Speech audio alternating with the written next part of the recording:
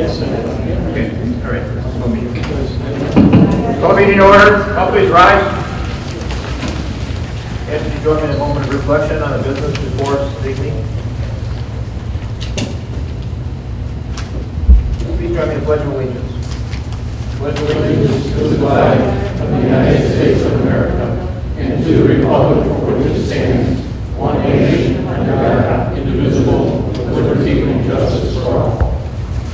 Clerk, please take the roll. Alderman Massey. Here. Alderman Palos. Here. Alderman Clinton. Here. Alderman Key. Here. Alderman Kamara. Here. Alderman Lewandowski. Here. Alderman McDonough. Here. Here. All right, no special presentations tonight on the consent calendar. We've got the approval of minutes of the City Council meeting from August 4th, 2020, along with payroll and voucher list for the period ending August 14th, 2020. For a motion for that? Moved by Alderman Komarski. Second by Alderman Violet. Discussion. Roll call. Question. Yes. On the minutes, Yes, sir. I found several errors I'd like to correct under planning and zoning. The first item regarding changing the residential zoning to B1 on the roll call. It's got me voting yea and nay. I'd love to do that many times, but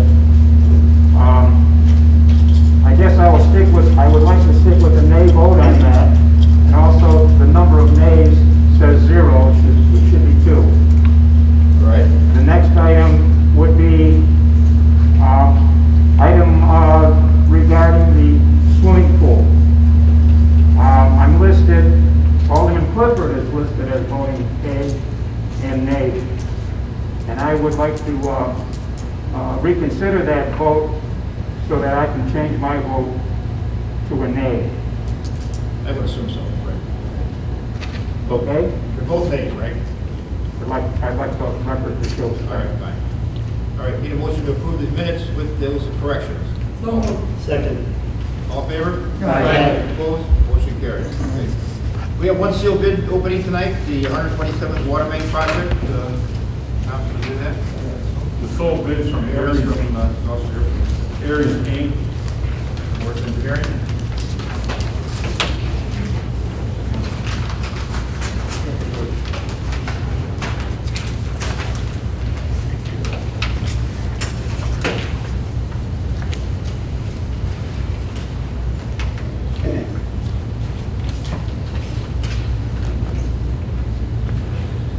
Insurance is included, and bid total amount is $63,520 a year.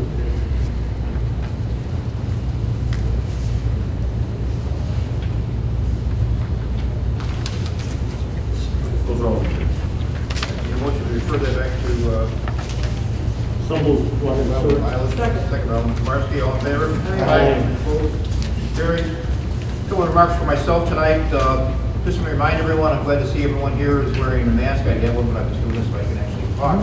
I think it's important that as we're starting to see a little bit of the positivities creeping up to 4.2 tonight, I understand from we were under 4. I think it's important that everyone wear a mask. It's not mandatory in town, but we would definitely like to have that be the case. Later on, I'll talk a little bit about maybe some enforcement from the commercial side, but please. Think of it as in the old days from some of you that are old enough to remember when you didn't have to wear a seatbelt. Now it's just second nature to wear a seatbelt. And unfortunately, for the near future, masks are going to be a seatbelt to get us through this thing. So just keep that in mind. And in some cases, the kids are going back to school. Some aren't, but there are some that are starting. And just be cognizant of the kids as they go to the neighborhoods going back to the schools and watch out for them. And just another little kindly thing to think about, keep your neighbors in mind. We're going through this pandemic where people in many cases are sheltered in their houses, and there may be some physical needs for some of the people up there in age, and not just a physical side, there's also a mental side, being cooped up in your house for any period of time. So maybe just if you have a neighbor you haven't seen in a while, just check them out, see how they're doing, and make sure that they're in good shape. Because, this is a community, and we've got to live as a community and get through this. And the only way it's going to happen is if everybody pitches in. So please keep that in mind as you push the neighborhood. And the other thing I've got here is looking for a resolution to authorize the city administrator to submit an application for COVID relief funds provided by the Cook County under the CARES Act. So need a motion for moved by Alderman Komarski. For a second? Second. Second by Alderman Violet. Discussion? All in favor? Aye. Opposed? Motion carries. Consideration, now in the near future, I'll be asking the council to be looking at have an ordinance, pass an ordinance for masks in restaurants and the like, for people, for the servers, not for the people in the restaurants, but it's important that the servers and the staff in the restaurants actually wear masks and keep the social distancing. So that will be coming up shortly.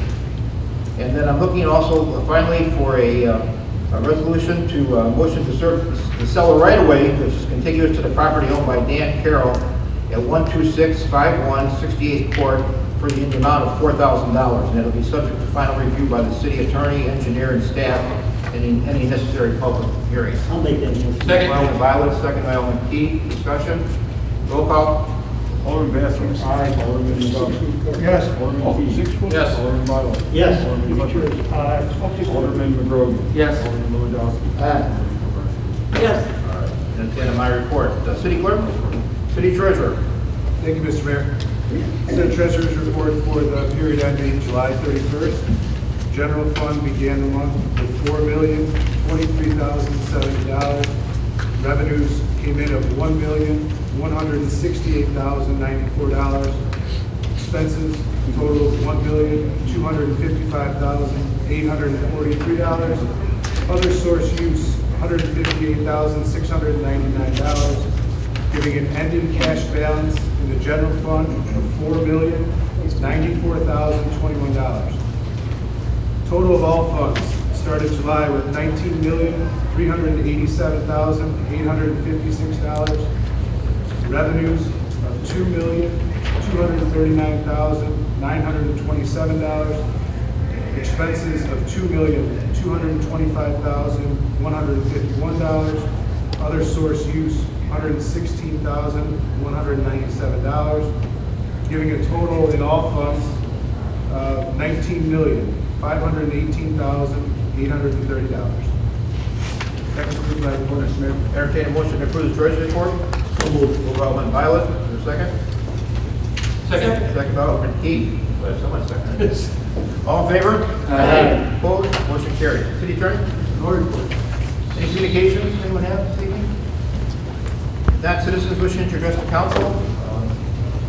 Can I get maybe last one? Sure, go ahead. Sir.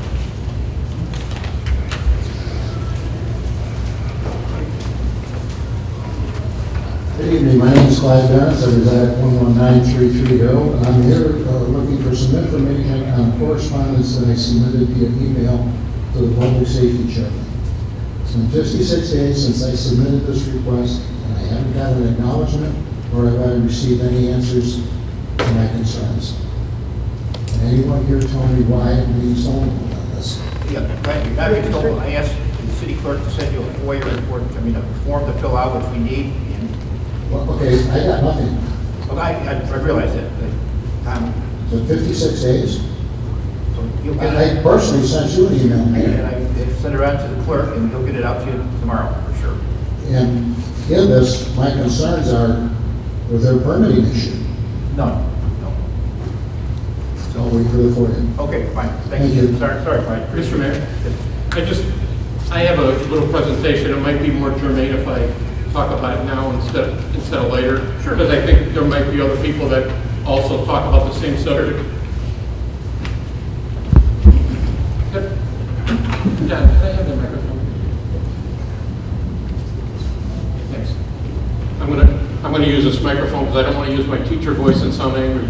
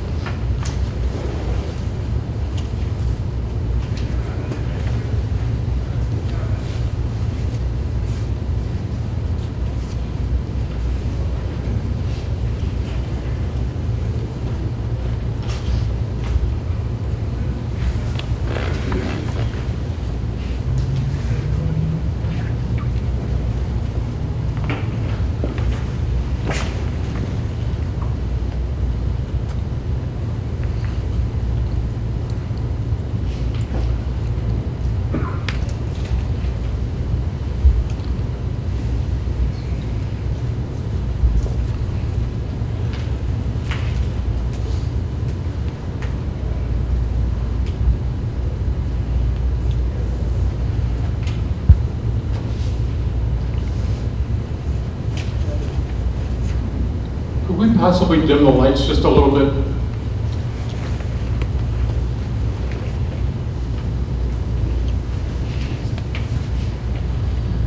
This is the artist computer rendition of the proposal that we're going to be considering in a little while. And while it says 7-Eleven up on the building, that's the last I'm going to say the word 7-Eleven. My comments have nothing to do with 7-Eleven. My comments tonight have to do with a gas station. Because while a rendition looks really nice on presentations, what gas stations do is they don't have a front like that they're not selling something else. So this is the reality of a gas station and what's in front of it. It's not a blank wall like in a rendition. Now, they also have landscaping issues. Now, the renditions that we've seen for this project coming up, it's got beautiful landscaping, it's got pretty signs that say Palos Heights on it. But what I'm going to show you tonight are pictures from the 6 gas stations that we already have in town. So this is the landscaping right at 127th and Harlem. 35, 40,000 cars go by every day. This is what they look at. Weeds, more just where there's no landscaping, weeds on the lower right, bushes that are dead, garbage in the gutters, garbage is in the surrounding landscaping. The picture on the left and the picture on the lower right are at the gas station at 127th and Harlem have empty phone booths in there. We don't even have phone booths anymore, but there they are with wires hanging down in front of them. There's some more weeds. Now, besides the landscaping, we have advertising issues, and once again, these are from all over town. In the easement, on light poles, against walls. Here's an empty wall, 127th and Ridgeland, an empty wall, so you just fill it up with advertisement. Nothing like some cigarette advertisement to cheer up the neighborhood. Here's some more. This is what, and so tell me how if this is a gas station, this is every gas station you're ever going to drive by. Tell me how that's not going to be on Harlem and Route 83. It might not start that way, but it's going to end up this way, and that's, every time I've made a comment in this whole procedure for the last year, it's not what it's going to look like when it's done. What's it going to look like 2 years from now? Advertisement. There's nowhere on the renditions where they're showing you the garbage situation. This is the garbage can right on, this is between 135th and Ridgeland that the pretty townhouses have to look at. And then here's the one right on Ridgeland Avenue and 135th. Here's one at 127th right on Ridgeland Avenue. Not on the inside where it's away from traffic, right where all the traffic is, and you can see how the gas station uses that for a nice little storage place, more advertisement. And then we have the mulch thing. That's always nice to have. Landscaping gone wrong, and then we got signs down. It's been this way for a long time. And then there's the other things that happen on the property, like vacuum. This is how it looks on a regular basis. Vacuum on the ground, air hose on the ground, weeds all around it. And then we're going to sell propane, washer fluid, ice, Netflix. And so this is my problem with gas stations, because we don't have an example of one that doesn't look like this. We have a beautiful town, but we still have gas stations that do this. So I just want to pose this question rhetorically to the 8 aldermen, I'm including myself in this. And that is, if a year ago a developer came and said to you personally, what would you like to see on the corner of Route 83 in Harlem? I'll build you anything you want there. So I would just like you to think about what comes to your mind. If after thinking about that, you think a gas station is the greatest thing, then go ahead and vote for it. But if it's anything other than a gas station, whether it's a bank, restaurant, even a 7-Eleven without the gas station, if anything else came to your mind, I think what we should do is just take a breath and relax and not vote for the first development that comes through to get rid of this land on the corner. Because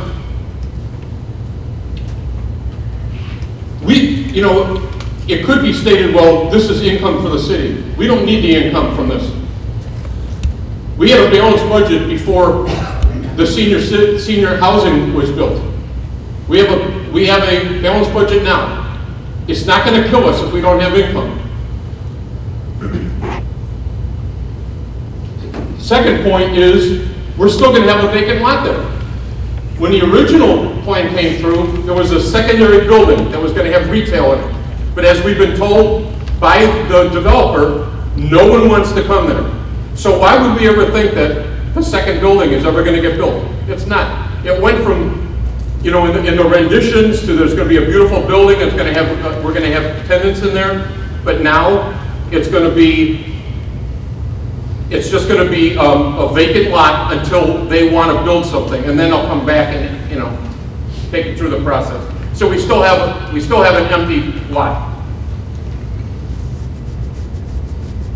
Now the argument against this has been, well, that property has been vacant for 20 years. It hasn't been vacant for 20 years, and I'll tell you why. I've been in Alderman for 9.5 years. 9 years ago, we had a developer come in and presented a plan that had between 80 and 90% retail, but it had a bank on it. And so after we worked with them for a number of months, we're the ones that told them we don't want it. So then a couple years later, another developer came in there. We're going to put a bank of restaurants in there with a boardwalk, and we worked with them for several years. The problem there was they didn't listen to us because we kept on saying, we're not going to float bonds for you. This is on you. And so they went away. And now this is the thing. So in my 10 years of being here, we've had 3 developers come in.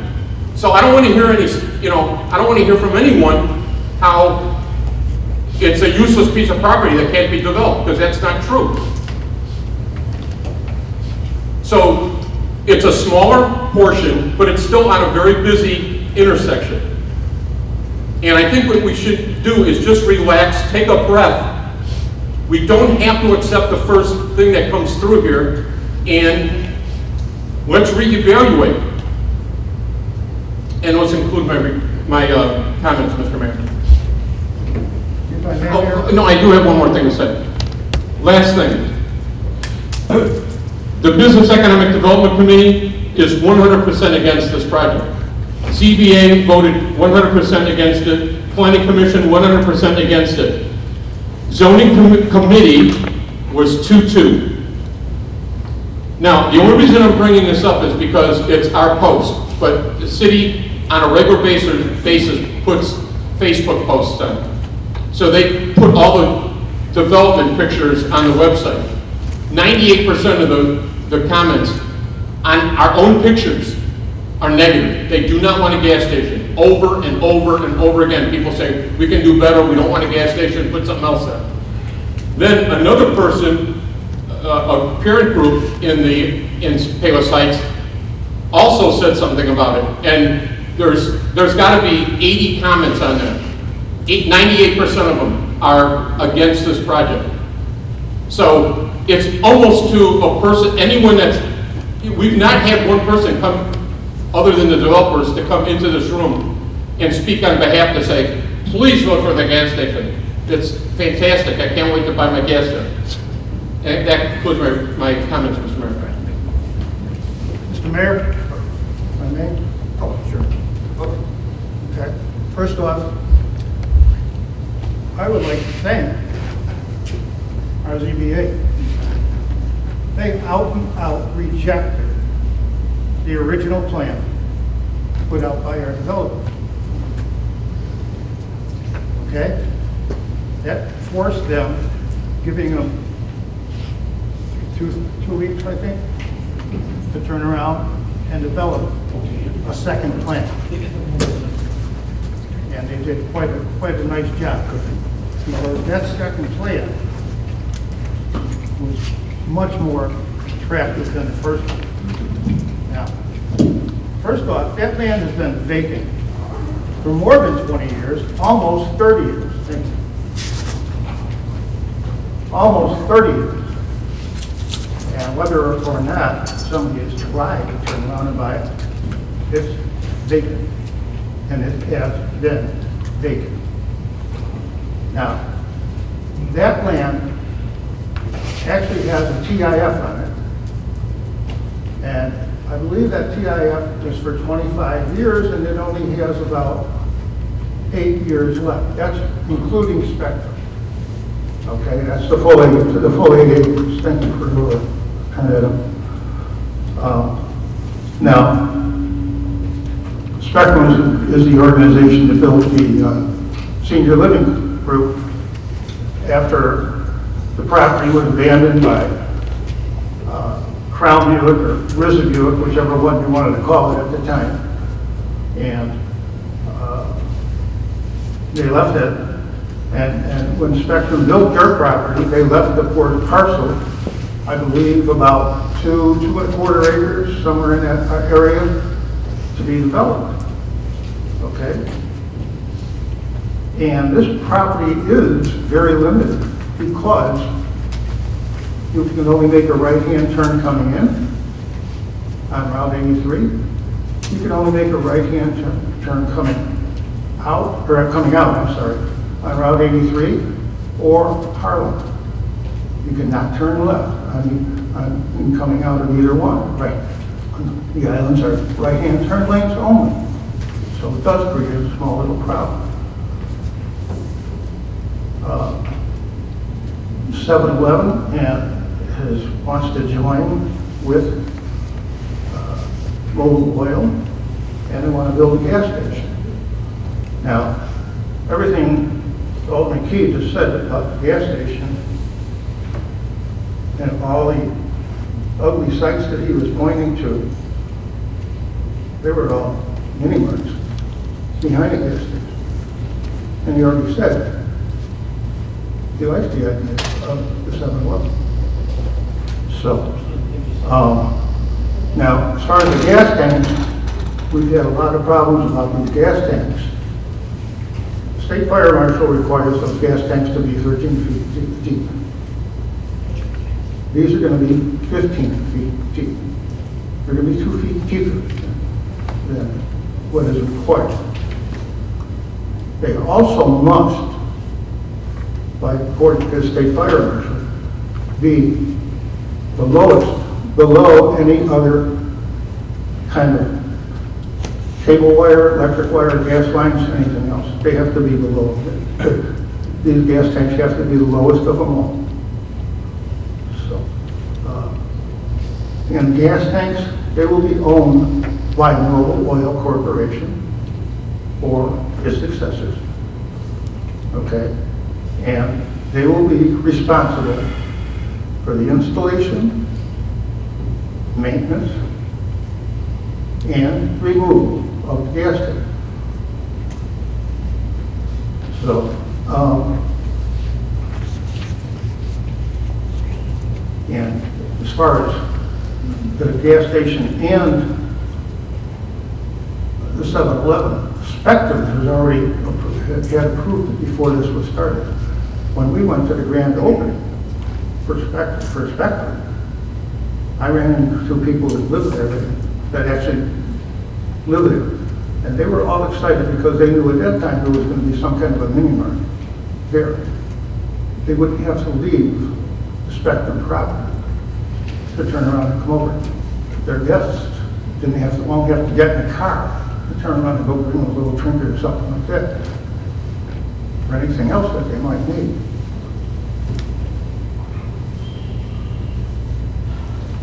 As far as the 7-Eleven across the street, okay, it's 2,700 square feet.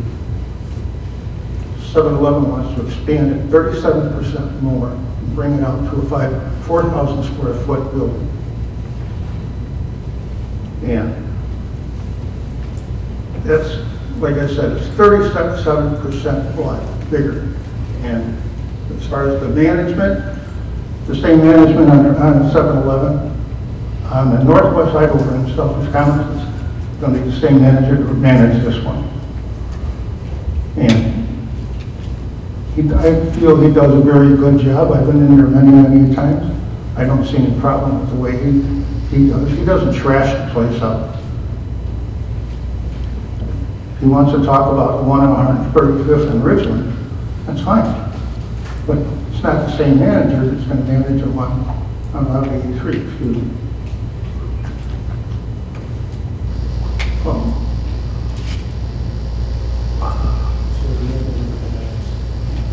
And, yes, very much so. The owners of GGW properties are pushing very hard to try and find something for the extra lot. Now, the extra lot has another problem, in my opinion. Okay. MWRD owns about 180 feet between the canal and the property line. It's a shame because probably the most attractive piece of work along that entire canal is hidden by those tree lines. Over on the golf course over there, you've got that waterfall attachment, and if we could get rid of that, it would be a very, very attractive piece of property. But MWRD won't get rid of it. Now, as far as the other part, when GW Properties came in and replaced it, okay, they said that they had sent out mailings, 5,134 requests. Of that, they received 3 offers. 3. And guess what they were? Each and every one was a convenience store with a gas station. That's it. Now, that's the best offer that they received, working themselves up for 2-3 years, I guess. Okay? After they got their butt kicked by the ZBA, and I will be very honest about it, they got their butt kicked. They went back to the drawing board. They had to turn around and go out and look. Okay? They took the Harlem Avenue plan, and they took our comprehensive plan, and they added to it, and they added everything we were hoping we could possibly get. A red brick wall, split up with wrought iron fencing, a landscape, an 8-foot wide sidewalk going from the Harlem Avenue Bridge all the way around to the Spectrum driveway. In addition to that, they're willing to turn around and put in a second pathway leading down to the Calstag Canal. Now, I noticed 2 things. As you go down the bike path, there's very few convenience stores right there, so, okay, right off the top of your head, 7-Eleven's going to win on this one. Okay. However, for that whole bike path, there's only one bicycle store, and it's walking distance away. Walk up the bike path, walk across Route 83, walk up another 100 feet. If you have problems with your bike, There's Richard's bicycle store right there. It's the only one. So, now, that, not going to make a huge difference in probably in Richard, but it is a significant factor. Okay?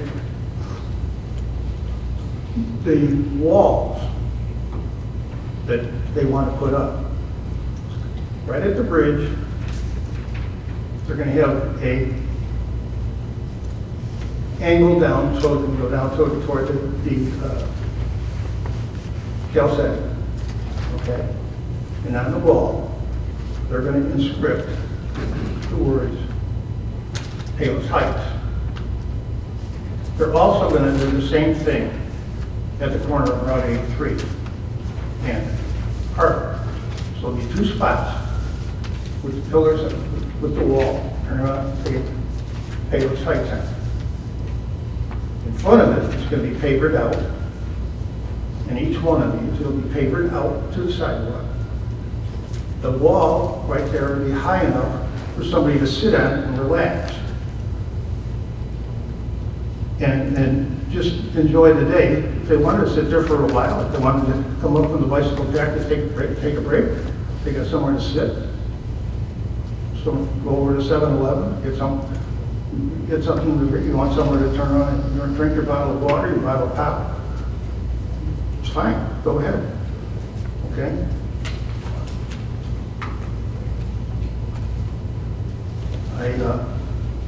As far as problems with the 7-Eleven, I don't know of any complaints that have ever come out about 7-Eleven across the street. Now, like I said before, my compliments to our ZBA. You scared the heck out of me. Okay? Now, we have people from the city council here that have done their own work. We have citizens that have come in and voiced their opinions, left, right, and up and down, which is fantastic. We had a ZBA meeting that lasted 2-3 hours. We had a planning and zoning committee meeting that lasted 2 hours. Last 2 weeks ago, when we brought this up, it was another 2 hours.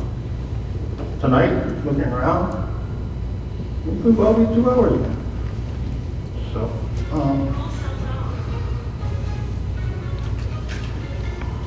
and I hope everybody here has seen this presentation. And as far as signage goes out on Harlem Avenue on Route 83, with that wall, I don't know how these guys are going to turn around and actually come out on the street with their little signs out. Okay? So that's the end for me. I'm very satisfied with what's going on. I think it's going to be great to finally have something over there rather than tall grass. Right. And this, thanks, Terry. This is the time for the citizens to talk. So we start with this one this way.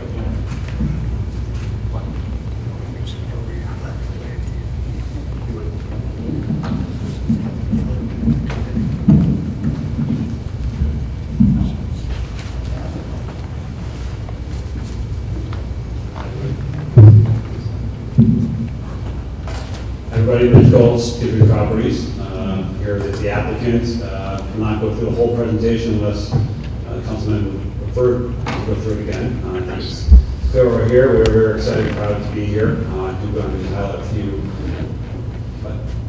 few additions to the package since our last meeting. I do want to point out some of the comments that have been raised. I think we're here, as I said, I'm very proud to bring forward what will be a very beautiful elevating project to Palos Heights. We are looking to raise the standard of development, not only at this intersection, but also in the community. While I would agree that some of the photos that were shown earlier were not attractive, I think this is a testament to this will be much greater. People want a better alternative. And, frankly, there might be an opportunity to look at code enforcement if any of those measures are not meeting current standards. So just a few small highlights since we last met. As indicated several times, we have really enhanced the gateway feature.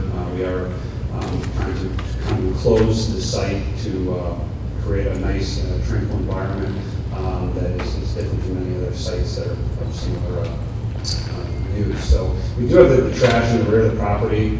It was put here specifically to be screened away from public eye. There will be a masonry enclosure to match the building material and be away from public eye. Shown here along the property in the brown, this is the wall and fence that we're extending all the way to the property line. As part of the proposed project, we are continuing to like the multi-purpose path to the north to the trail.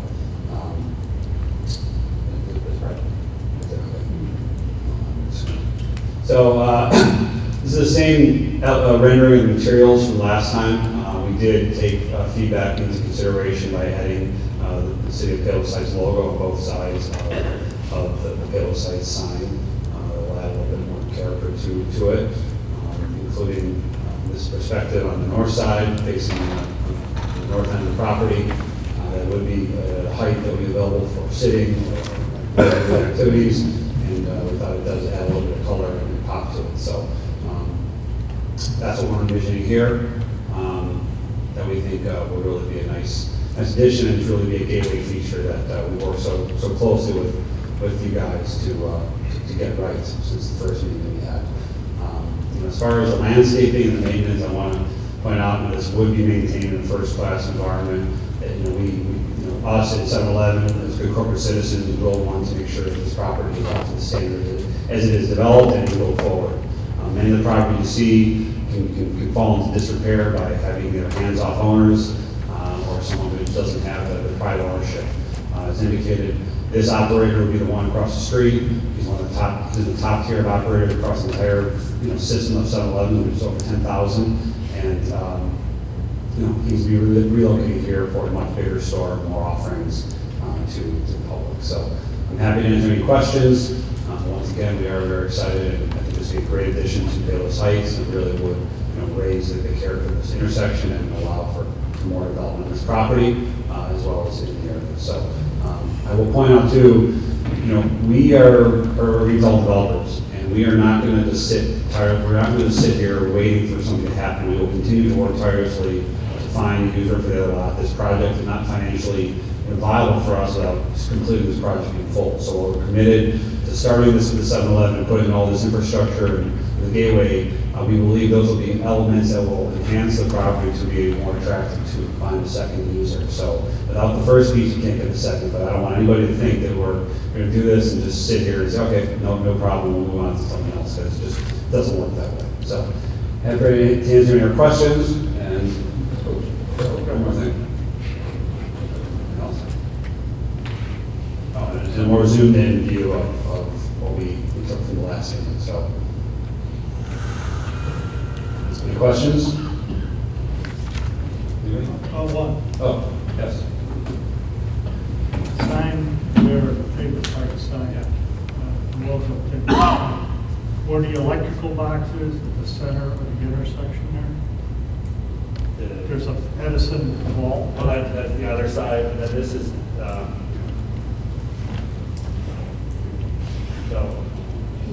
so it's shown there, yeah. So we angle the wall to the other side. I went and measured it today. It's 62 inches with an 8-inch stanchion off, so it's about 70 inches high. And advertised the sign for the billboard behind it is roughly 6 foot, with a 6-foot cycle fence behind that to protect the property.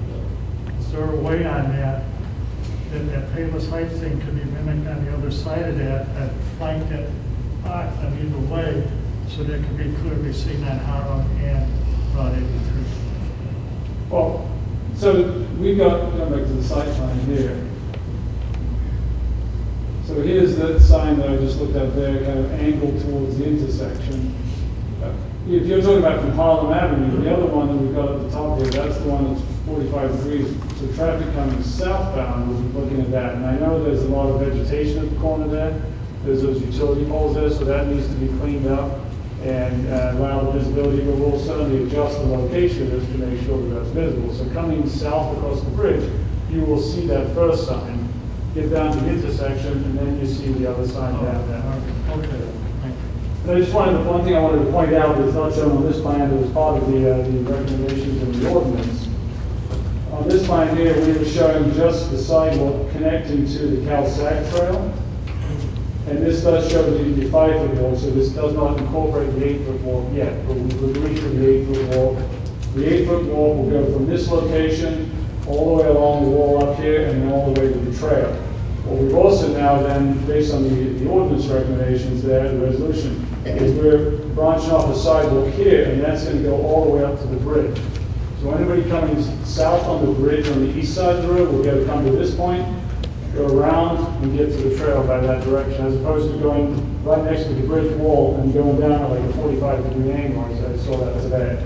So those are the two changes. And the other thing is, you notice we don't have the papers in here, but the renderings, you know, this is the papers that we talked about at the south corner. So this is at the intersection of 83, where people could congregate, sit on this wall right here.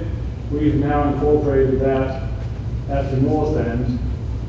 So right here, this is shown right now as landscaped area, but we're wrapping the sidewalk, the bike path around here, and then this will also be paved area here. So again, as you mentioned, that'll be the resting place and the seating area. The 8-foot width on the sidewalk, is that going to be, that's going to be wide enough for 2 bicycles to go back and forth? Yes, 8 foot is a typical multi-use path width. That's what I'd have to use this for multi-purpose. 8 feet, so. So that'll be another addition to it. Yes, we've added it, we've And widened that's it. going to go all the way up to, all the way up to Route 83? It goes, yeah, from Route 83 all the way from the intersection, all the way to the Cal-Sac Trail, will be the 8-foot wall. Okay. Thank you. So from this point here, all the way up to the trail, will be 8 feet wide. Thank you. Anybody else have other questions, comments? So Mario will talk about it. Yeah. Yeah, Mario's going to talk about the marketing efforts. Good evening, Mario Malone with CBRE. I am the real estate broker representing this property since roughly November of 2018. I have presented a few times here, so I just want to make myself available for any questions involving our marketing efforts to date. I have a question, Mr. Yeah. Mayor. If I may ask. Sure. Mr. Malone, have you had any other interested parties other than gas stations? No, not that have put forth an effort to purchase. We have had numerous conversations. I've been able to plant the seed that there is now, one of the major arguments is lack of a traffic generator at this intersection. That goes along with the ingress egress. I've had a few conversations explaining that we're making some progress, hopefully with a gas use, and that seems to intrigue people because again, it solves the problem of the additional traffic flow into the site. Just some of the negative comments that we've all heard have been like larger use, franchises and things such as that. I'll draw Panera Bread, the litany of whatever. Sure. Again, just to go over some of the stats as of Friday, this is as of Friday's report, 3,356 views and downloads on CoStar. Individual campaign, 1,740 sent out every 4 weeks. Last one went out on 8/13. Group campaign, 1,321 recipients every 5 weeks. That last group campaign went out on 7/30. We have a number of different categories, because again, our full intention here was to cast as wide of a net as possible to attract potential tenants and occupants for this development. And feedback hasn't gone unfounded. We've targeted fast food, we've targeted full service. I've had specific conversations with both Panera Corporate as well as their leading franchisee, Hammer Enterprises, and their broker. There are just not enough expansion interest at this point without, given the ingress and egress and site characteristics, without a traffic generator on the hard corner. And I really think this will change the tide in attracting a quality tenant for that northern lot. And by the way, GW Properties is paying a market fee for this property. And Mitch mentioned his inability to sit on this property. That would be the same with any developer. They're going to need to move that northern lot with the best use possible, and this kicks it off in the right direction. Mr. Malone, with that northern lot, if the southern lot is developed, as we see in these renditions, then you kind of redo the process all over again for the northern lot? Absolutely, it reinvigorates our efforts. We now have the traffic generator and anchor that will draw cars into this corner. Okay. But it's kind of the same process all over again, but now with... Correct. Now we have effectively an anchor.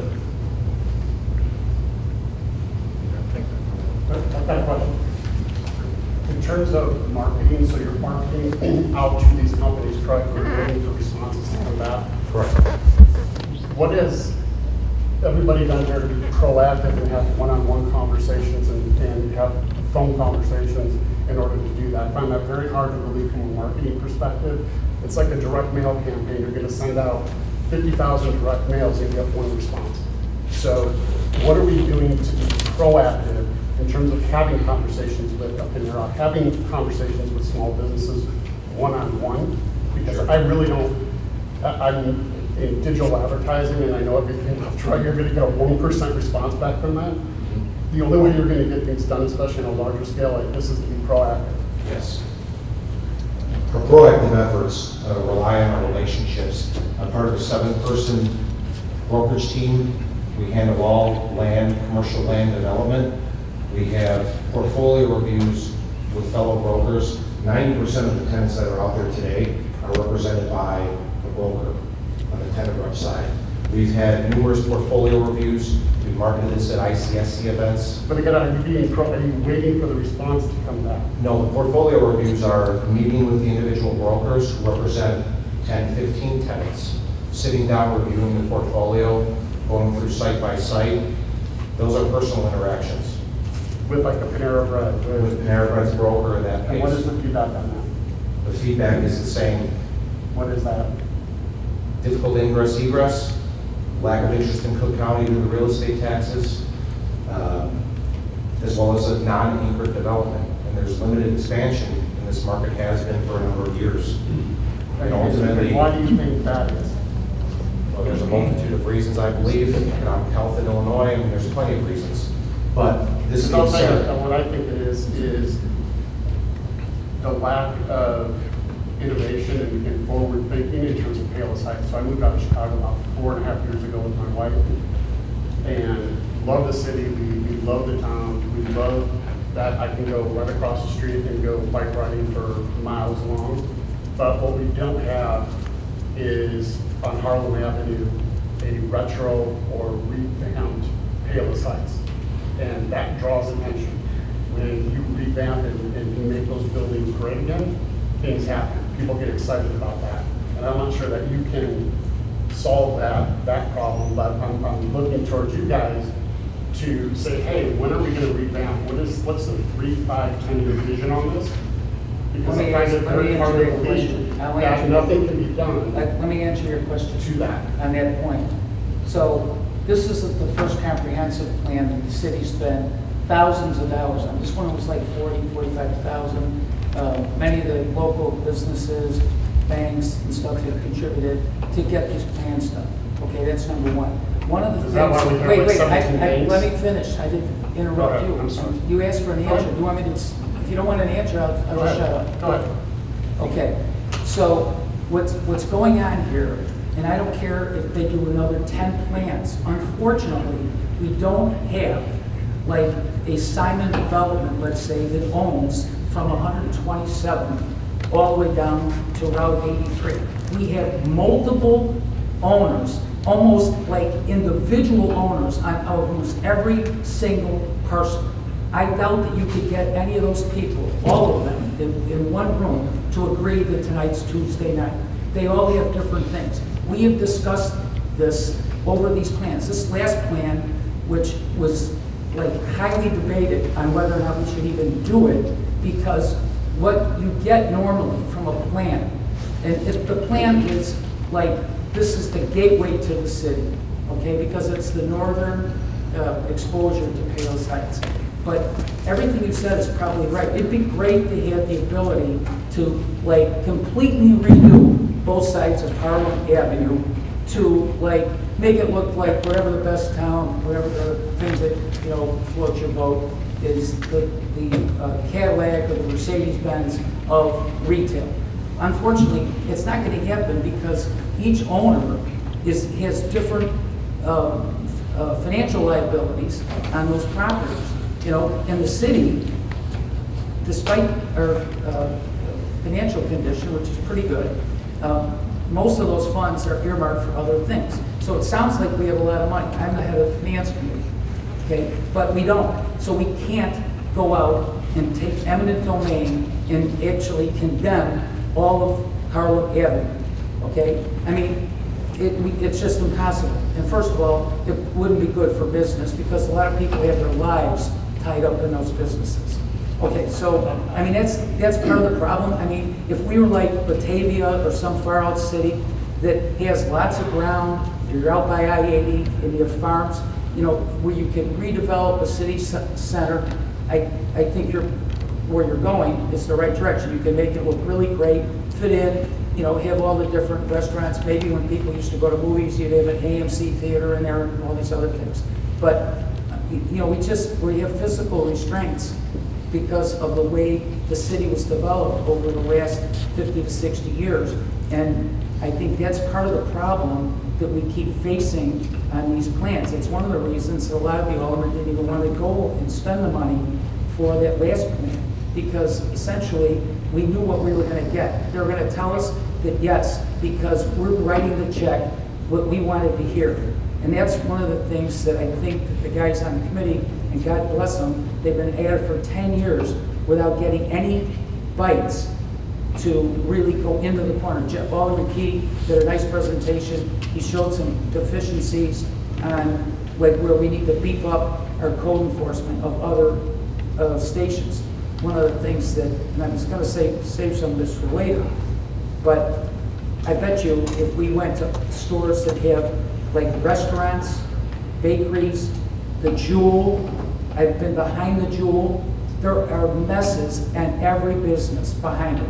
You can't hide your sins in your garbage. I mean, people try to do, go by any of the restaurants before COVID. There's bottles of empty crates of kegs, beer cans, all over the place, papers. I actually had an apartment building in a town in Chicago that I moved, and I sold the building because the people from the fast food place kept throwing their garbage on the tenant's lawn. So, I mean, I'll just, you can go on and speak. I'm listening. You know, I'm just saying that's the end of my discussion on that point, but I'll be back. Okay, very good. I appreciate that. My next comment is going to be, so if there's nothing that we can do in that area and it's been sitting that way for multiple years, right? What's it going to look like in 10 years, 15, 20 years? If there's nothing that we can do, is there any way that as a town we can support these small businesses to redo that and work with them together to rebuild that? I think we have a very awesome opportunity right there. And when you redo that, and that brings a vibrance to it, that brings excitement to, I want to go walk downtown in Palos Heights versus doing it early, right? So I'm not, and I understand, and I've heard, you know, all about that. I've done my homework on that. But I think there's a way to partner with them to say, hey, you know what, let's work on this. Maybe we can meet halfway, whatever that may be. But I do feel that if nothing's done today, we're going to continue, and no offense on the gas station, but we've got enough gas stations. And I don't know if the 7-Eleven, if I'm understanding this correctly, essentially we're moving the 7-Eleven across the street for 37% more. I think the 7-Eleven is big enough with all due respect. I don't think we're going to 37% on the 7-Eleven. But we're essentially moving that across the street, and all of this work is being done for another gas station with a 7-Eleven. So I just find that very hard to help. If I can address that. First of all, we come up with streetscapes on Harlem Avenue. We're all new plantings on Harlem Avenue. The intersections, we put in crosswalks, put in all new signage. We've got a facade program where we're 50-50 split with any property owner that wants to put a new facade on or a store, we're willing to help them out 50% on that. We have a sign grant program, put new signs up there. It's just a matter of, we have design standards that have been passed about 10 years ago for any new construction. On the other corner there, on the southeast corner, you'll see where the AT&T store went in. That all had to meet our design standards, and any new facility going in has to meet our design standards. That's all meant to upgrade what we've got. But as Alderman Rogan has said, the problem is dealing with individual property owners. We only are as good as what their intentions are if they're willing to spend any money. You've got some vacant stores. We've got a handful of vacancies, and really, when you look at suburban market, our vacancy level is not above anyone else in the area. And actually, we're below in most cases in other suburban areas. The fact is, we've spent money trying to make the outside and the streetscapes and such look enticing for people to come into. It's just a matter of trying to get some of these property owners, and we've given them the incentives with the facade and the signs. They just haven't taken any, they're not willing to spend the money. I mean, we can't force them to do it. I mean, it's their own dime. No, I understand that, but I think there's just different ways. The science is going to ultimately solve the issue. I think it's just the revamp of, I don't know the complete answer. I'm here to educate myself based on what I know, but what I can tell you is that, aside from you hearing nothing or feedback on this mobile and the 7-Eleven, I can tell you that there was, I'm not going to call it an outrage, but there was a huge denial on multiple Facebook posts, as I think the Alderman was stating earlier. He had said 80, I counted over 240 comments that were against this on multiple groups. So I just think that we're walking into this thing. You have a community today that is overwhelmingly saying, no, this is not the right answer. When it's And in 240 addition, you have multiple, I stopped. And in addition, you have multiple people also stating that Harlem needs to be redone in some way, shape, or form in order to help. And again, I don't have the answer to that today. I have to do a little research on it. But I think what they're starting to realize and they're starting to look at is where does it look like in 3, 5, 10 years? In 10 years, is it going to look the same? Are we going to make any adjustments or adapt to changing world? Because I can tell you, all of our surrounding suburbs or towns are making updates and upgrades. And right now, we're not. Well, you go back to say 10 years ago when we had. I'm focusing on the future. I know. I'm done 10 years ago. We're I'm focusing on going the to be in future. 3 years. Look back where we were 10 years ago when we had men's clothing stores, we had independent pharmacies and the like. Those don't exist anymore. And we've taken a number of those and made them into restaurants for the most part. We've had a flourish of new restaurants in the last 10 years. And this has drawn very well for us. I mean, And I guess, but what I keep hearing from you though is there's nothing that you can do. I didn't say that. In terms, I didn't no, that's what you guys have been saying. I just said we did the landscape, we did the streetscape on Harlem Avenue. Problem. That's nothing. Mr. Mayor? In the grand scheme of things, the upgrade that needs to be done. That's the property we own, that we can control. I understand that, but I'm saying there's got to be a way to work, and I'll let everybody else comment. Great, thank you. But there's got to be a way to comment or to help Mr. Mayor, these small businesses. for the record, I'd like this man's name and address. I'd like the name and address for the record. Yeah, Brian Stack, 12849 South Shoshone Road. Thank you. Just don't make your house too soon. Let's start this way. Anyone else this way? Going around. We have one communication, Mr. President. Let's go ahead there. John?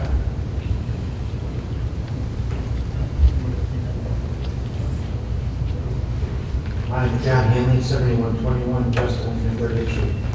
I'm part of I'm a member of the ZBA. I voted against it during the committee meeting. I'm also chairman of the beautification committee here in Palos Heights. First of all, this guy should be addressed about the incentive that the city has put out for improving storefronts, just so he's aware that he may not be aware of it. As the chairman of the beautification committee, I urge you not to vote for this. I understand that the gentleman, a lot of hard work, thank you very much. Nothing against 7-Eleven, nothing against mobile. I just don't think it's the right thing for this property. Thank you. Thank you.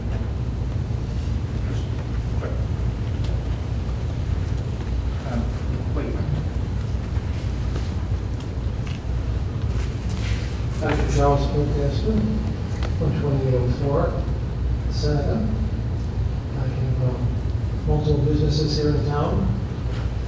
So, ladies and gentlemen of the council, I am totally convinced of your well-being for the city and all the good things that you've done in trying to move this forward and know many of you. In terms of this project, without getting into the weeds, to me it is not just this particular project, but in what way are we going to find our way into the future? In this case, every citizen-appointed body has suggested to you this is not the right thing. Everyone, unanimously across the board.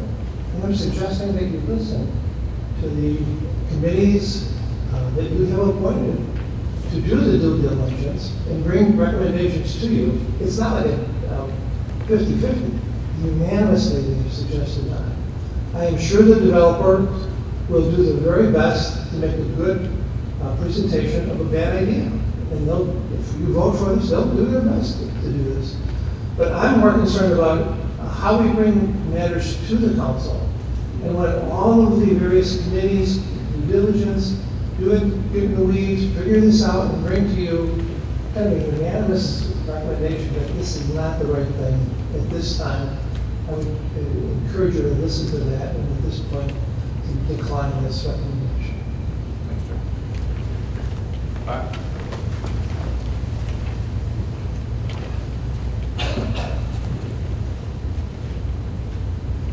I'm Stockley, 6721 Gulfview. Couple items. Everybody keeps bringing up the traffic problem, that it's a hard place to get in and out of. I would like all of you to take a ride down to 159th and Harlem. And on the southwest corner is a nice restaurant. How in the hell do you get into that restaurant? There's no entrance to it. You gotta go through the shopping center. This corner over here is no different. People will figure out how to get in and out. Okay, so it doesn't matter what it is. If people want to get there, they'll find it. Secondly, you have all these committees that have voted this down. I think out of pure respect for these people who volunteer their time, they love our city, okay? And everybody is on the negative side of this. So I think you have to think about those volunteers and respect their thinking. Big question.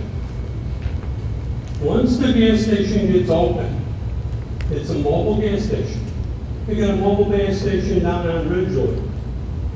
What happens when that guy's volume goes down and he has to close that store, that gas station?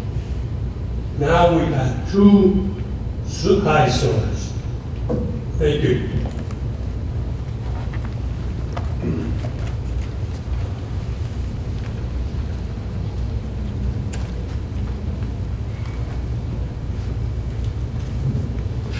My name is Rob Grossart. I live at 12904 Gulfview Lane in Palos Heights. I've been a resident of Palos for 33 years. I'm also chairman of the Business Economic Advisory Committee. You know, sometimes you just listen. Maybe that's why the Lord gave us 2 ears and 1 mouth to listen instead of just talk. But last time I heard, we're really in dire straits with this virus and something is better than nothing because nothing's going to happen for 5 or 10 years. But I think, gee, in my lifetime, 5 or 10, 15 years ago, we've gone through a debt bubble, 9/11, a stock market crash, housing bubble, collapse of Wall Street, wars, divided Congress and the president, hurricanes. The internet's changed the whole business community, and it's closing large businesses. And yet the economy is thriving. So I'm not a believer that it's all over. And I think the virus, we're dealing with it in 6 months or a year, whatever it's going to take, it'll be over. and I believe the economy will be back where it belongs. So I wouldn't just take something because we're worried about the virus in 2020. And I'm not going to go through a lot of issues about the tough property to sell. I hear them, and I think actually the city's received 3 great proposals. Jack Clifford actually worked on one, and it got rejected by this council because there was going to be a bank. And, you know, maybe we should have rethought that. So the one thing that I do think is important, though, is that you received a letter from Mike Goodman. Mike is a major developer. He owns quite a bit of property in Palos Heights. He lives here. He'd like to be here tonight, but he had, unfortunately, a commitment he had to make. And he's financially invested in Palos Heights. And yet, he's seen these final versions, and he says, this is not the right thing for Palos Heights. So here we have a respected developer in Palos Heights, financially committed, and he lives here, and he's seen these pictures, and he still says, this isn't the right thing. I think we ought to respect that opinion. I mean, a lot of us have different views, and maybe own homes and stuff like that, but how many millions do we have invested in the business here? Probably not a lot. So my belief is, if better is possible, the good's not enough, and I wouldn't change the target, I would change the effort. Thank you very much. Anyone else? Hello, everyone. My name is Dan Carroll, 12651 South 68th Court. I'm here to represent everyone that spoke on social media, overwhelmingly against putting this development in place. I haven't seen any public support here.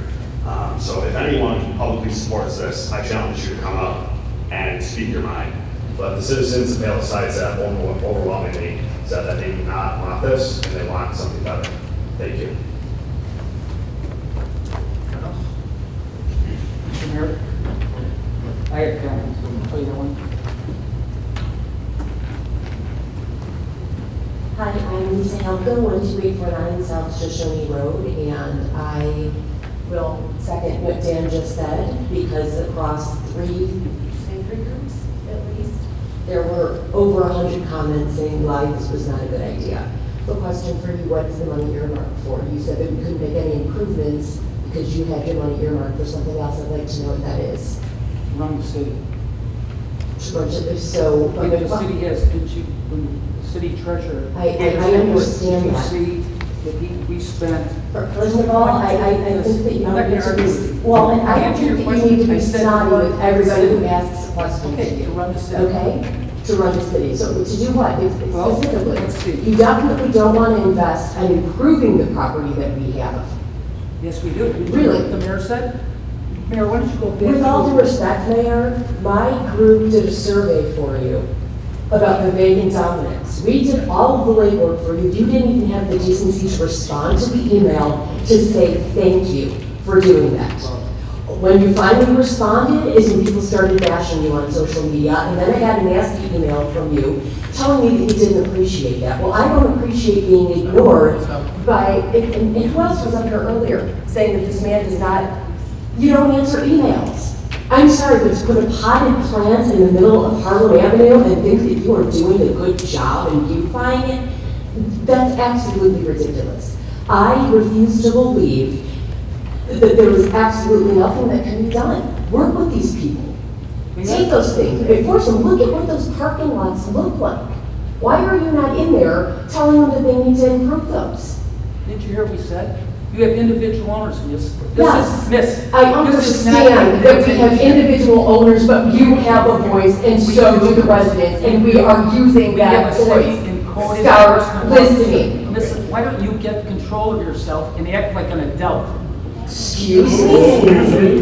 Excuse me? Act like an adult. You're talking to people, every single one of us has been, you don't think that we devote time to this? Every one of us, whether we're in favor of it or not, and I respect the aldermen, whichever way they go. Miss, we spend a lot of time on this. Some of us have spent 20 years discussing this very product. So don't you come in here and insult people that are elected by the other 13,000 people. Well, then can you please explain to me why emails can't be returned?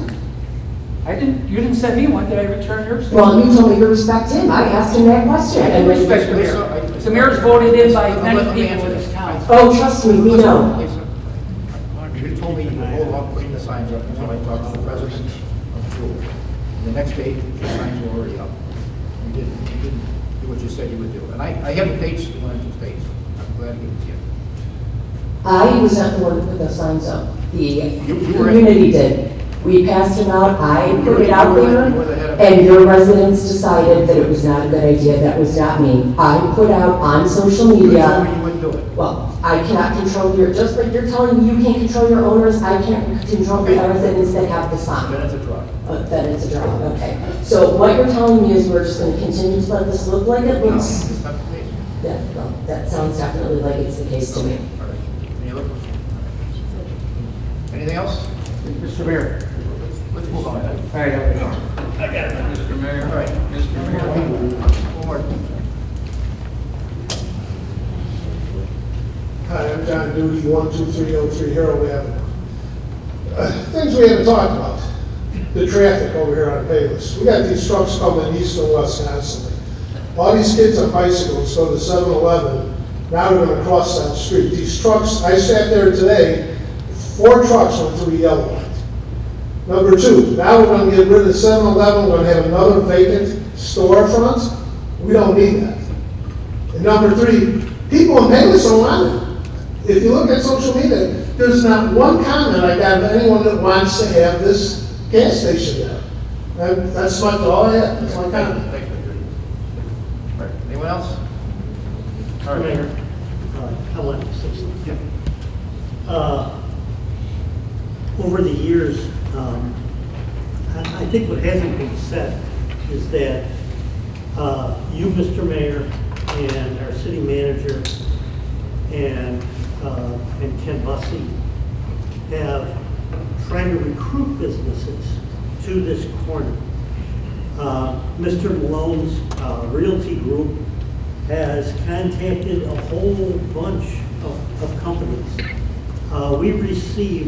The alderman received the other day a partial list of the companies that have been contacted. No one who has spoken mentions companies that have been contacted and rejected this site. And I'd like to read some of the names of the companies that have been contacted, and perhaps some of you who don't like the idea of the 7-Eleven mobile could add to this list.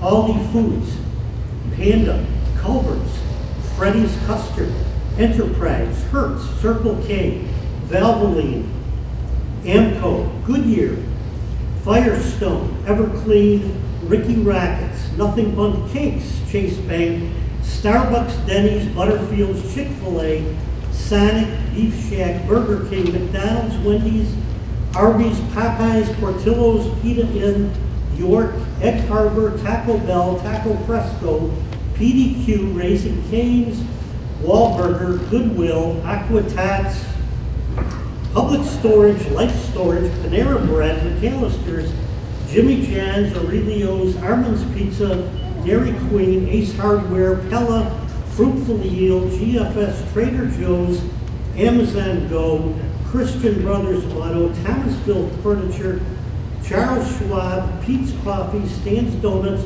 Krispy Kreme, Children of America, Goddard School, Kinder Care, Cold Stone, Andy's Frozen Custard, they're coming to another location in town, TCBY, Oberweis, Binny's, Mattress Firm, Life Source, American Family Care, Athletic Code, DaVita, Advocate, Heartland Dental, Aspen Dental, Walnut Beef, Vision Works, IHOP, Golden Corral, Smoky Bones, Texas Roadhouse, Outback, Chili's, Bulldog Ale House, Mission Barbecue, Bandanas Barbecue, Dog House, Moving Brands, Pet Supplies, Plus, FedEx, MedSpring, Lens Crafters.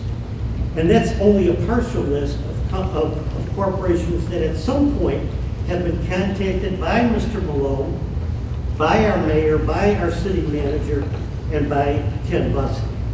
Over how many years? Over the years. I've been here for, as long as I've been here, the parcel's been vacant. And I think it's an ongoing project trying to get something going at this location. I think since I've lived here, this is the third incarnation of a development for this particular spec. The other two, for one reason or another, didn't work out. But we've spent all of our time 2 weeks ago and all of our time today talking about what we don't want there. What do we want?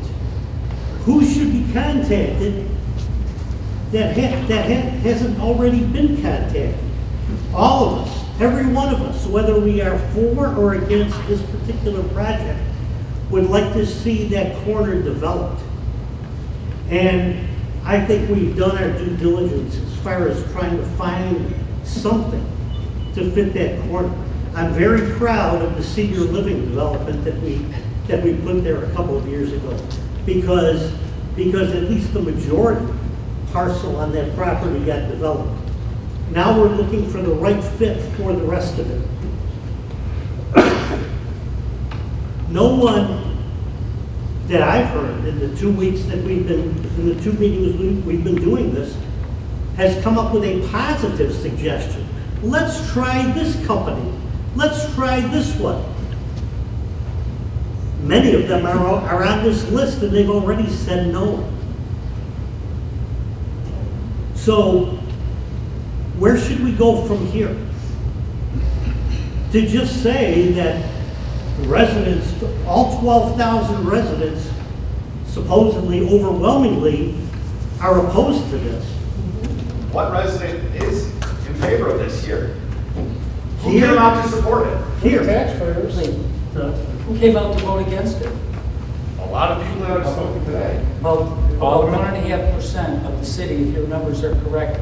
And maybe the other 13,500 people, give or take, are in favor of it. Maybe they are sick and tired, as Alderman Violet said, of why is this corner sat vacant since 1995? How about this? We have 165,000 square feet of vacant space. You know, I wasn't going to say, Mary told me to be quiet, but I can't. Okay, we have 165,000 square feet of vacant space. We have consistently, as long as most of these people, which we are all elected, and we spend our valuable time. I could be home watching my beloved White Sox right now. Miss, I apologize if I upset you. I want to say one thing. We have around 40 stores constantly that are vacant. I mean, it's all the time. 2 weeks ago, I gave a couple of comments, and a couple of people who are very close to me, and they spend a lot of time on some of the committees that both Bob and others are on, you know, are very close. And I explained to them many things. And a couple of things that you have to be aware of is, like, put yourself in, which is the way I look at it, is if you were going to open a business, and you and your wife were going to open up a muffin shop or a craft shop, of all the vacancies that we have in town, you know, and all the opportunities in the locations that you could pick, would you really honestly look at that corner where you're going to have the retail and say you're going to go there? And as Alderman Violet just pointed out, because he's been here a half a dozen years, Alderman Komarski's a senior alderman. She's been here longer than all of us. But some of us have been here since 2000, 2001. And we've tried. We've used personal contacts. You know, I actually had a meeting with people. I'm part of a company that has worldwide. I said, you know, would we want to move from one of our other locations in this town? I said, over to that. And they were like, Mike, we've been through this before. You know, God love you, you like your town, but we're not going there. You know, it's not as good a corner as other corners are in the city. So, like, one of the comments that Alderman Violet just pointed out, is that Andy's Ice Cream? Yep.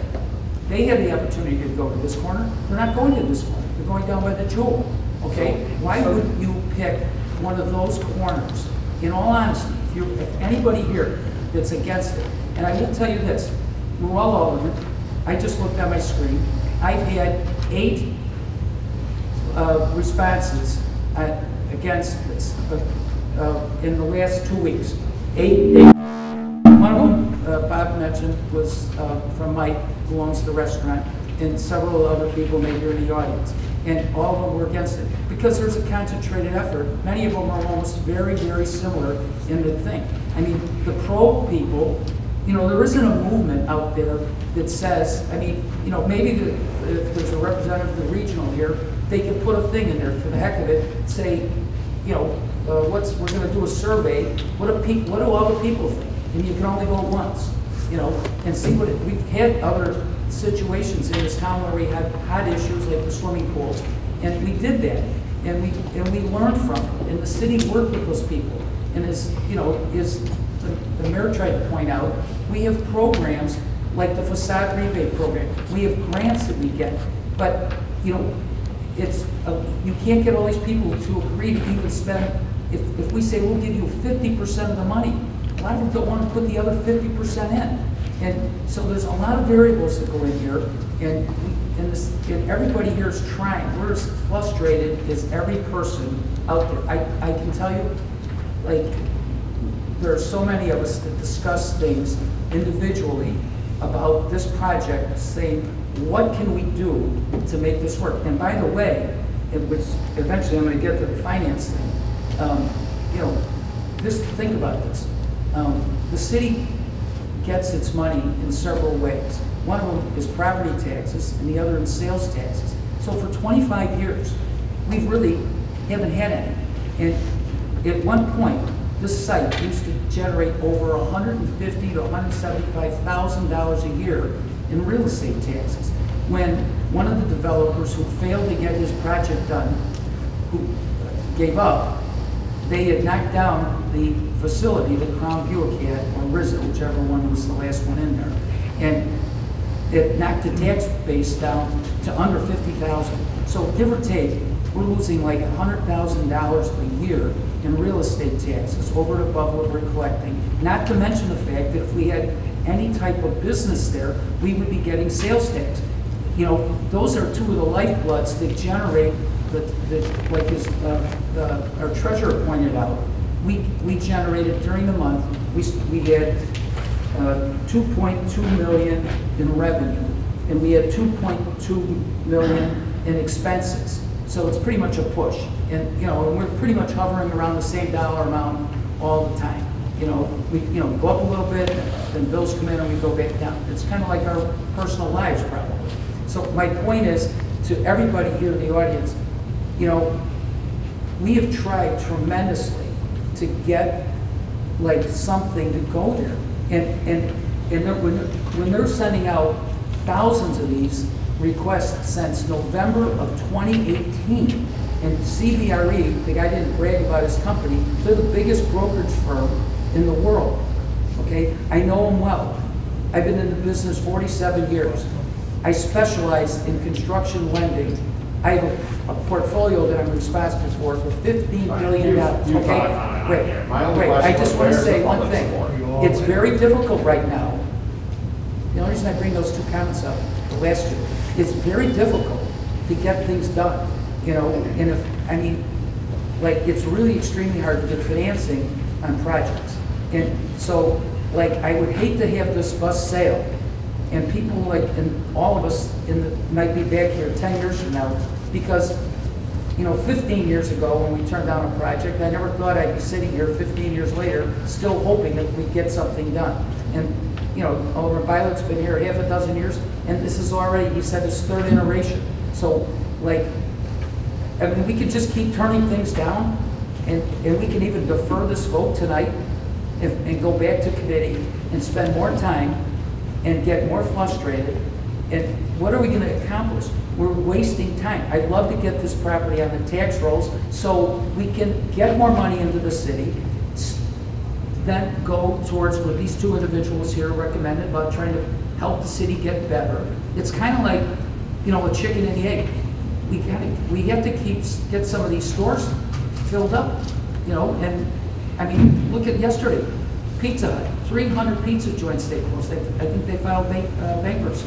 It's going to be very difficult for stores to stay open, and we're doing the best job we can. I speak for all the aldermen. And I speak for everyone that's voiced their opinion. online and everyone that's voiced their opinion here today. You've heard the people that elect you speak. If you choose to vote against our wishes, I'm going to do everything I can to make sure that people at Palos Heights know that you guys did this. I was happy, 100%. As will I. Now, I just want to ask Alderman, all of you guys, mainly Don, when you talk to your people in your wards, what are they saying? What are they telling you? Mike, I'm in your ward, Jerry. I've never heard from anybody asking my opinion. What have you guys heard? I will tell you, Mr. Keys did reach out, so thank you very much for your feedback. Yeah. You did get feedback. And I'm not saying you guys should call everybody in your wards. That's not what I propose. I'm asking you, you know, when you're at Jewel and you run into a constituent of your ward, are they saying? So I think I can answer that, and I've wandered into social media just to get out some facts, which I'd like to start off with, right? First of all, there's no bad people in this room. Everybody here has a passion for the city and wants to make the city better. But the residents need to understand, we're also fiduciaries to all your money and your funds. We just don't have unlimited funds to go around and buy property or make it into whatever, okay? So just starting there, so it's proper to listen to every proposal. This proposal has no public money. This is all private money. We're not asking for TIF funds.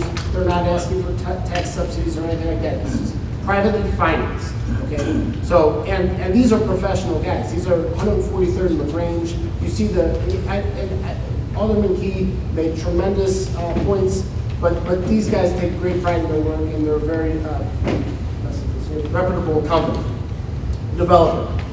Now, all that being said, what the public needs to understand, in my opinion, is that you say no to private development. This is the market here. The market is 3 gas station responses. I don't think they're lying about that. If we want something different, then it's going to take public involvement. If it takes public involvement, that means public money. We have a finite amount of public money. 20 years ago, when all these aldermen around me and the mayor came on, we were in the red. And they've done a tremendous job of building capital and being very conservative with the money and giving us money. We need to be strategic with it. We just can't just spend the money, you know, because it's going to run out. We write a check, we buy a property, and then we have nothing else around it, okay? So we have to listen, and we have to and put that all into the pot and see. And you don't always hit home runs with every piece of property. Understood. And I'm not saying for or against them. And I know what the residents are saying, but I went on to social media just to get facts. And it turned into tear down, no, vacant lot, you know, or like, you know, get Trader Joe's, get a mom and pop grocery store in there. I don't know where one of those exists in the Chicagoland area, you know, unless we subsidize some kind of co-op here or something like that. So let's have a rational discussion. It can't all be just like vitriol coming our way, because there is not animus on this side. We're not trying to say, boy, I want to build a gas station. No offense, guys. You know, but we have to be, you know, we have to think about the future. And I'm not saying I'm for or against it. I'm just saying I'm listening to every piece of it. And they listen to what some of the other aldermen brought in, that you know, some of the things that they didn't like about the project, and how if this is what the market's going to dictate that's going to be on this corner, then we wanted to look a certain way, and they responded to that. So they're not enemies either. Okay? Yeah, I don't view anyone here as an enemy, but you know, if the people in my Palos Heights Facebook groups overwhelmingly supported this project, I would be here supporting it as well. But I have the Palos Heights neighborhood blocks with 15,000 or 1,500 members. The Palos Heights community news group almost 2,000 members, and it was overwhelmingly anti this. I understand, but to be constructive, what is it replaced with? It sounds like something shitty is better than nothing. No. I asked a specific question, right? Because it's easy to just sit back and shoot holes through everything, and I'm with that too. I can find a number of holes in that. I could also find another. I could argue either side, really. But the question is, what do you envision, and then how do we get there? Mr. Stack? Yes, so with all due respect, you made the decision to put a senior housing development there when a majority of the residents were against that back then. They wanted the Riverwalk. My understanding is you went for the senior living home with all due respect, I don't know if I would want a restaurant in part of the senior living home. I mean, who would? Like, your past decisions are now coming to this, and now you have the senior living room. Who would want to? The Riverwalk was never applied to. No, in 2015, no, there was a huge, everybody wanted the Riverwalk. Yeah, but the developers couldn't. Of course they would. Of course, but we put the senior living area out there. All right. Just one point to answer your question is for almost a year and a half, our committee tried to find the purchase price for that land, and we could not get an answer to that question. So if you're saying, why doesn't someone do something about it, you kind of need to know the purchase price before you can ever try to sell it. And I asked, why did we go a year and a half and couldn't even get out of anybody the purchase price for that property? Anything else? Move along if we could, if you don't mind. Ready? All right, finance report? Well, Mr. Mayor, actually, there's no monetary numbers because the treasurer went through them, but as we pointed out, we do collect about a couple $1 million each month and spend about the same amount. But prior to all the discussion we just had about Route 83, there's some other big issues coming on. And for all these businesses to survive in town, what do they all need? They need everybody in this room, along with all the rest of our residents, to spend money. And as I pointed out in those other remarks, you know, we get our money in the city from sales tax revenue, which are the goods and services sold, which is one of the reasons when you keep hearing things that we've turned down. That's the anti-bank setup, because banks don't generate sales tax. So we also get construction permit fees, and we get business permit fees, and city stickers, and a sundry of other little items that generate a few bucks here and there, so it goes into our coffers so that we can keep the city's lights on. And hopefully everybody here does think that the city does a good job with the chipper service and other things. All of that is because it comes through the finance committee, which everybody here is involved in, and because we all have different committees. But one of the things that's very important and is coming up, and we're up in this election cycle, is before you vote, be very careful and think real carefully about how you vote on some of the referendums that are out there.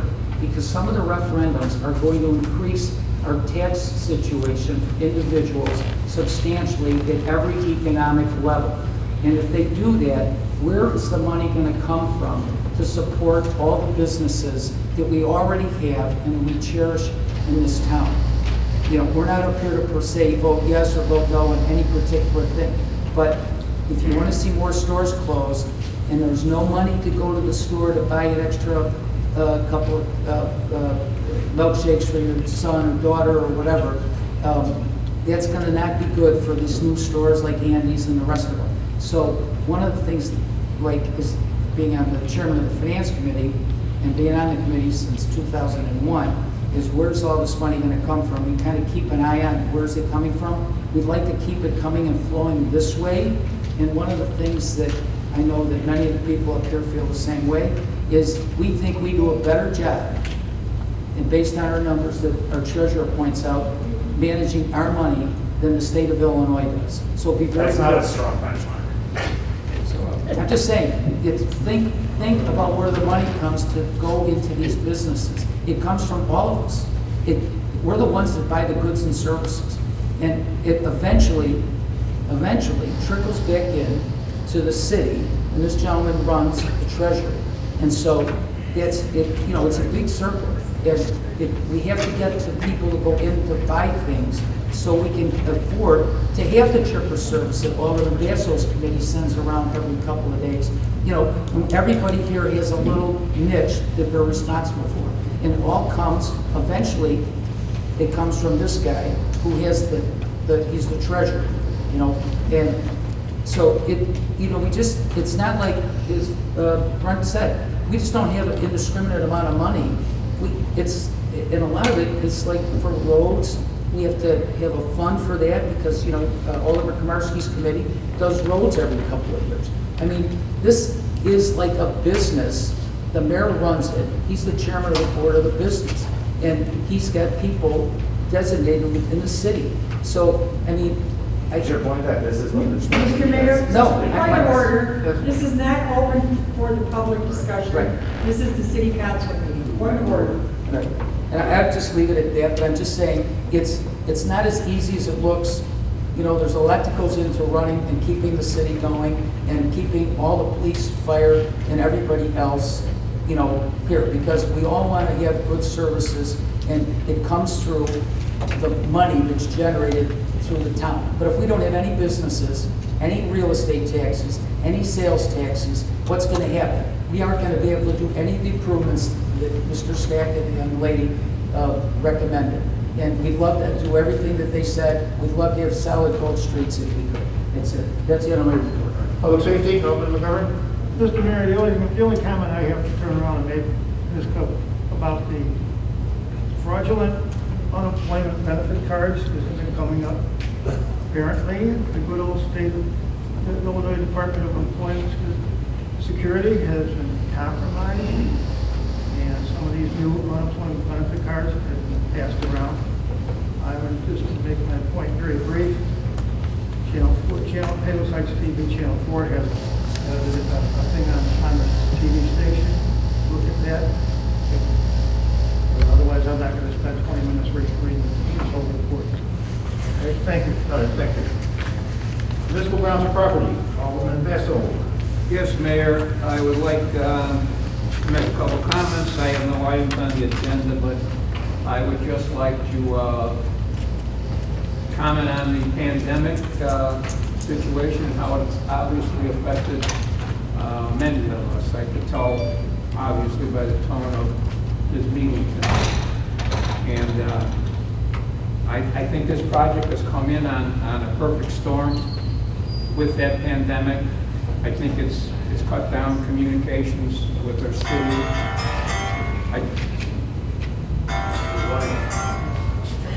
I think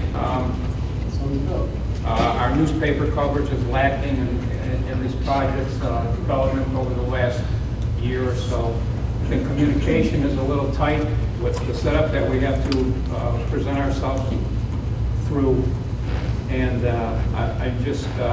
I'm amazed at the perseverance the group has to keep coming back with the same project after being hit with unanimous negativity, meeting after meeting, committee after committee.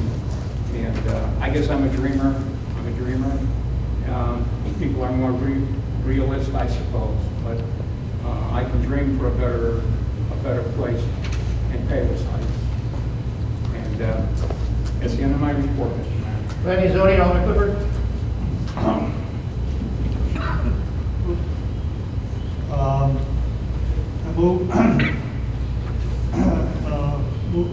move to refer to committee due to numerous revisions submitted by the petitioner to be reviewed by the Planning and Zoning Committee and the City Attorney on August 25th, 7 p.m. Planning and Zoning. Alderman Clifford, is there a second? Pardon? Is there a second? Second. Second, Alderman Violet, all in favor? No, Mr. I couldn't enter one word that. Could you make your deferred back to planning and zoning? Okay, I'm sorry. Based on the revisions that were made to the. Because the microphone's not there, I couldn't hear. I'm sorry.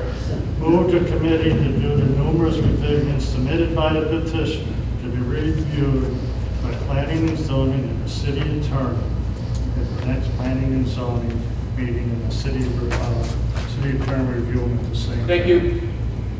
And the second by Alderman Violet, all in favor? Aye. Opposed? Motion carried. That's the end of my report. Recreation, Alderman Key. Thank you, Mr. Mayor. I make a motion to approve the first installment of payment of $44,299 to the 2021 membership contribution to the Southwest Special Recreation Association, SWSRA. Second. Moved by Alderman Key, second by Alderman Violet. Any discussion? Roll call. Alderman McGovern. Yes. Alderman Basso. Aye. Alderman Key. Yes. Alderman Violet. Yes. Alderman Clifford. Alderman McGovern. Yes. Aye. Yes. And then I would like to make a motion to approve updated hours for operation for the Recreation Center in Phase 4 of the Restore Illinois plan beginning after Labor Day. And this is, we're basically adding an hour and a half during the week and 2 hours on the weekend. Moved by Alderman Key, is there a second? Second by Alderman Violet, discussion? All in favor? Aye. Opposed, motion carries. And that concludes my report, Mr. Mayor. Go to construction, Alderman Tomarski. Thank you, Mr. Mayor. Move to approve the installation of 168 lineal feet of 18-inch PVC drainage pipe on Richard Avenue and College Drive with Areas Incorporated in the amount of $18,150. Second. Moved by Alderman Tomarski, second by Alderman Clifford. Any discussion on that? Roll call. Alderman McGrover. Yes. Alderman Lewandowski. Aye. Alderman Tomarski. Yes. Alderman Basso. Aye. Alderman McGovern. Yes. Alderman Key. Yes. Alderman Violet. Yes. Alderman Clifford. Move to approve an intergovernmental agreement with Cook County to complete miscellaneous repairs on Ridgeland Avenue and other Cook County right-of-ways within the city limits. Second. Moved by Alderman Tomarski, second by Alderman Key. If I may, just, I'd like to thank Cook County Commissioner Donna Milton on this. I normally don't get along with Cook County, but we struck a deal with them where in the past we would have to have Cook County actually do the improvements on the median strip. Those who are on Harlem, Ridgeland Avenue realize that median strip's about disintegrated. I met with the highway commissioner and another official from Cook County, and they agreed to do this under a intergovernmental agreement where we will actually repair it and they will reimburse us. So it'll get done a lot faster and a lot better, I think. So again, she was instrumental in that. So at least we'll get that done. It's been a couple of years been trying to work on this. So roll call, if I may. Alderman Tomarski. Yes. Alderman Lewandowski. Aye. Alderman McGrover. Yes. Alderman Clifford. Alderman Violet. Yes. Alderman Key. Yes. Alderman McGovern. Yes. Alderman Basso. That's the end of my report, Mayor. Thank you. Right, the service of franchises, Alderman Lewandowski. Thank you, Mr. Mayor. I'd like to make a motion to direct the city attorney to draft an ordinance updating the city code with regard to permits for door-to-door solicitors. Moved by Alderman Lewandowski, is there a second? Second. Second by Alderman Tomarski. Any discussion? All in favor? Aye. Opposed? Motion carries. Thank you, Mr. Mayor. That's the end of my report. Alderman Violet, water, sir? No report, Mr. Mayor. All right, special reports. Alderman Key, anything on? No report, Mr. Mayor. But cable TV, Alderman Weber? No report, Mr. Mayor, as I said before, with regard to the Palos Heights Police Department. Old business? Mr. Mayor, I do have something. I know with all the discussion about improvements and tasks, I did raise this issue at 2 other meetings. And I would like to know if there's anyone, excuse me, any attorney that would be interested in pursuing the fact that the residents of the school districts are looking for a tax rebate if the teachers are not going to school and teaching. The buses are not operating, there's nobody in the schools, there's no maintenance required, and I think once again the taxpayers are being ripped off.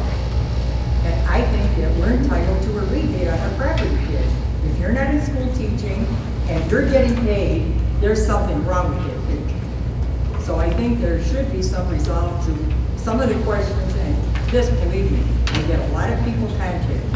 Also with regard to this evening's meeting, number one, we're all up here elected, with the exception of Attorney Brown.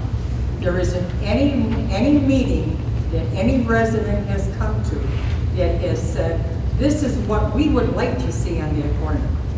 We will work with the city, and the city will work with you. Give us an idea for that corner. I've been here a long time. I have not heard one suggestion, not one. So if you can come up with a suggestion, believe me, we're willing to listen. Furthermore, every business in town, I think, has the right to do business if they're doing business legitimately. I am a shopper at Jewel, and I'm appalled that anybody in this city would move to boycott Jewel. I think that's a slap in the face to people that have invested money in their business. They have made not only an improvement to that store, they have rebuilt that store. And I would like to see more support for our business and not boycott. Thank you. Just in response to her really quick, I'm sorry. I don't think that is, If I can Check social media, there's about 250 responses. Yeah, if I could just address one thing, there's been a couple conversations about having a park there. Really not practical. I mean, the piece of property is $2 million. You know, another, say, $500,000 to make it a park. I mean, to put a park on an intersection of 83 and Harlow, contiguous to Lake Catherine, doesn't really make a lot of sense, but that's the only concern I have. Some of the comments that are on social media, making it a park, that doesn't seem to. Where do you park? Pardon? Where do you park? Well, that's a good question. All right, citizens wishing to ask questions? New business? Mr. Mayor, Oh, this. it was a communication Oh, I sorry. reviewed earlier. It's just a letter of thanks. A letter of thanks to Mrs. Charlotte Houston at 13351 Oak Hills Parkway, Palos Heights. Donation to Veterans Home, Manteno, Illinois. Dear Mrs. Houston, delivered to us was your generous donation for the benefit of the veterans at the Manteno Veterans Home. We want to express our sincere thanks for your donation of goods. As you are aware, the foremost principle upon which the American Legion exists is to take care of our veterans. Thank you for all your efforts, very truly. Thomas A. Brown, donation chairman. And this lady made a bunch of lap quilts for the veterans, and she brought them over to my home. Had a nice talk with her. She's a resident in Alderman Governance Ward, so a veteran as myself, both served in the Marine Corps, and I delivered those to City Attorney Brown, who got them to the right places, and the veterans got them down there, and they just wanted to say thank you very much. Very generous. Any new business? Mr. Mayor, I would like to wish Alderman Clifford to have a great day. Say that. Happy birthday, Jack. Right. Happy birthday. All right. So, let's get a motion to adjourn. All in favor,